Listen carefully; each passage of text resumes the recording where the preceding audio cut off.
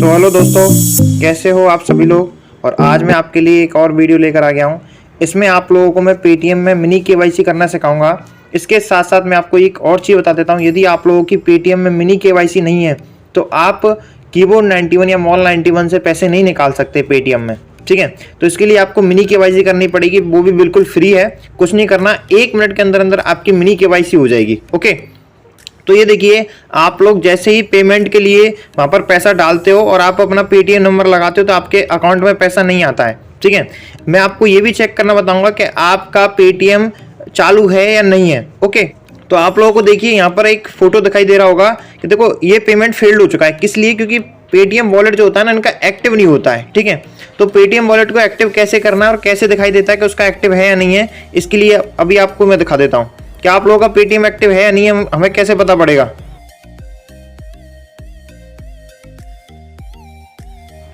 अपने पेटीएम के ऑप्शन पे जाना है आपको। पेटीएम पे जाने के बाद आप यहाँ पर देखिए, आपकी प्रोफाइल का ऊपर चिन्ह आ रहा होगा, यहाँ पर आपको क्लिक करना है प्रोफाइल पर। प्रोफाइल पे क्लिक करने के बाद आपको देखिए यहाँ पर एक फोटो का ऑप्शन आ रहा होगा, इस फोटो पर क्लिक करना है आपको।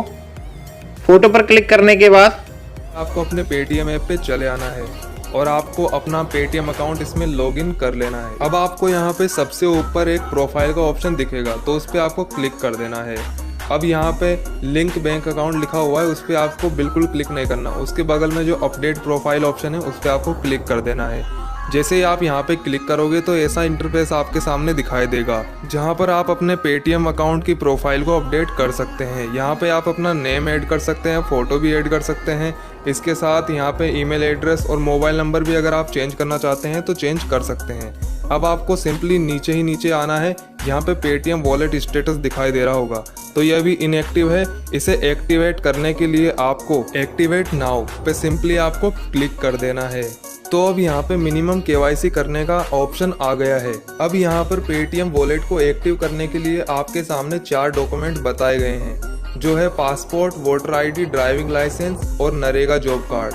अगर आपके पास इनमें से कोई डॉक्यूमेंट है तो आप इनमें से कोई सा भी डॉक्यूमेंट लगा सकते हैं। तो गाइज, अभी तो मेरे पास वोटर आईडी कार्ड अवेलेबल है, तो मैं वोटर आईडी से अभी मिनी केवाईसी करके आपको बताता हूँ। तो गाइज, अगर आप वोटर आईडी से मिनी केवाईसी करते हो तो आपको यहाँ पे वोटर आईडी का नंबर और जो वोटर आईडी पे आपका नाम है वो आपको सही से भरना है। गाइज, वोटर आईडी कुछ इस तरह का होता है, जहाँ पे आपका वोटर आईडी नंबर कुछ इस प्रकार दिया होता है, जिसमें शुरुआत के वर्ड्स जो होते हैं वो अल्फ़ाबेटिक होते हैं और बाकी के वर्ड न्यूमेरिक होते हैं। तो आपको यहाँ पे वोटर आईडी का नंबर सही से भर देना है और इसके नीचे जो वोटर आईडी पे आपका नाम है वो आपको एज इट इज़ बिल्कुल सही से भर देना है।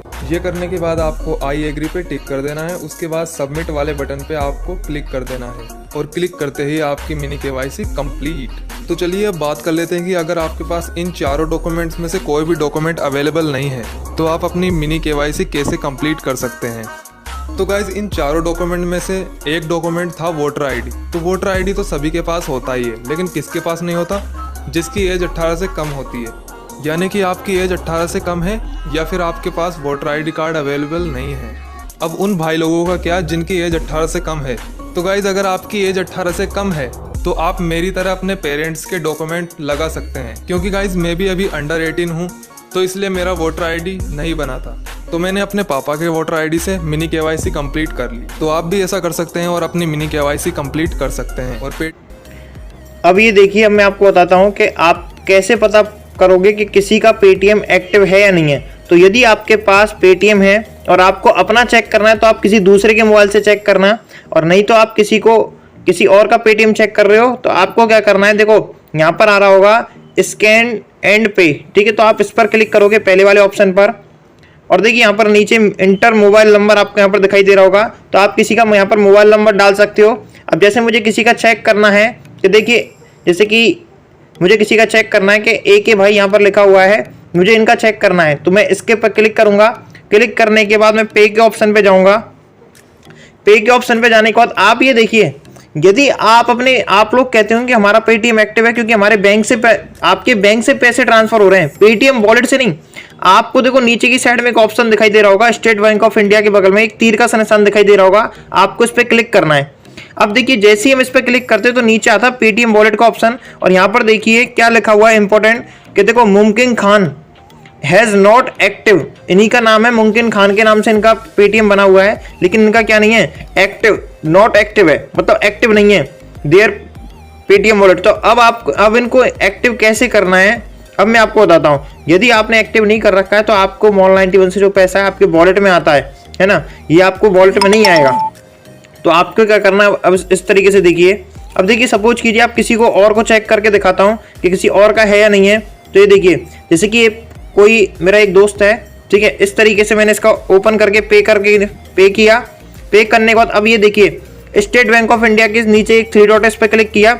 अब ये देखिए, इसका पेटीएम वॉलेट चालू है, इसमें ऑप्शन, इसमें इंपॉर्टेंट बात नहीं दिखा रहा है। तो यदि जिसका भी पेटीएम वॉलेट चालू नहीं होगा, वो नीचे की साइड में वहां पर नोट दे देगा कि इसका पेटीएम वॉलेट चालू नहीं है, ठीक है। तो इस तरीके से आप चेक कर सकते हो किसी का भी कि हमारा पेटीएम चालू है या नहीं है। ओके, तो आप सभी लोग अपनी KYC कर लेना, और वीडियो अच्छी लगी हो तो लाइक, सब्सक्राइब, शेयर जरूर कर लें आप।